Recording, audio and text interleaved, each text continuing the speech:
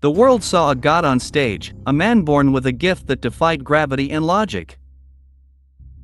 But what if I told you? Michael Jackson wasn't just born lucky?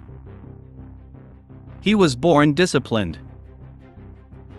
Behind the moonwalk and the record-breaking hits was a set of rules so strict they bordered on obsession. Rules that made him the king of pop but also built a fortress that eventually became his prison. From 40-hour studio sessions to firing anyone who dared say no today, we unlock the vault on the creative laws that built the legend. And the heavy price he paid to stay at the top. I am Frank John, your host, and you are watching The Legend Vault. Here, we give you nothing but the absolute truth, backed by facts. If you want to witness our newest deep dive episodes and unlock the secrets of history, step into the vault right now. Hit that subscribe button and claim your key. Let's dive in. 1979, Off the Wall shipped 20 million copies worldwide. For any other artist on the planet, that was a career-defining victory. For Michael Jackson, it was a failure. 1 Grammy nomination, that was it. Michael called it a slap in the face and he meant it. But here's the thing about Michael Jackson. He didn't sulk. He didn't post a grievance. He didn't fall apart. He rewrote the rules. He sat down with Epic Records and renegotiated everything from the ground up. No more label interference. No more committees. No more middlemen. From that moment forward, if a song failed, it was his fault, and if it conquered the world, that was his glory. Engineers who worked with Michael Jackson tell the same story. 30 to 40 hours in the studio, no sleep, no breaks, no compromise. While the world slept, Michael was adjusting a single vocal note that only he could hear, and then there was Billie Jean. Quincy Jones, the legendary producer behind some of the greatest records in American music history, looked at the drum intro and said, "Cut it." Every engineer in the room agreed. Too long, too simple, move on. Michael said no. He heard something they didn't. He called it a pulse, not just a beat, a heartbeat, the heartbeat of the song. The intro stayed. Billie Jean hit number 1. And stayed there for 7 consecutive weeks. 7 weeks, while the experts were wrong and Michael Jackson was right. Rule number 2, never compromise on the vision.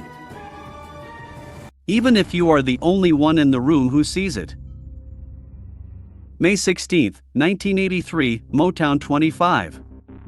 A celebration of 25 years of the greatest music label on earth. Michael Jackson took the stage. And the world would never be the same. But here is what they never show you. The moonwalk didn't just happen. It was engineered.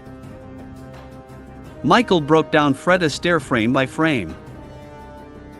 He studied James Brown beat by beat. Not to copy them. To understand them at a molecular level. To take the essence of both. And build something that had never existed before. And then there was Marcel Marceau, the French mime artist, the master of stillness. Michael didn't want to learn words. He wanted to learn silence. The power of movement without sound. The ability to make an audience hold their breath. He studied every legend. He dissected every frame. He built a new movement language from scratch. And when it came to the visual world of his music? When the label refused to fund a short film for Thriller, Michael wrote the check himself.